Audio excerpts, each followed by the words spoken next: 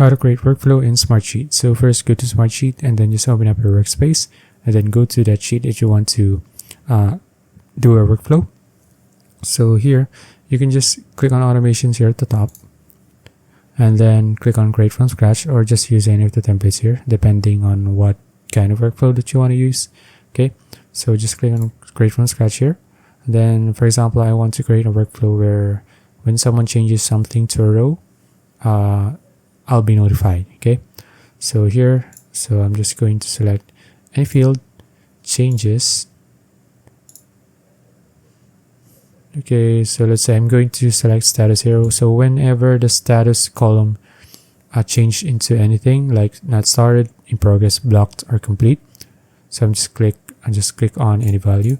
So I should be notified. So I'll just click on alert summary here, and then I'll just click on send to specific people, and then I'll just click on me.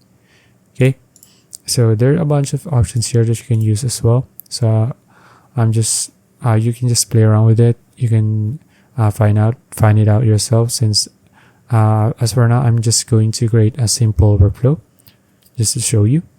And then once you're done customizing your workflow, you can just click on save here.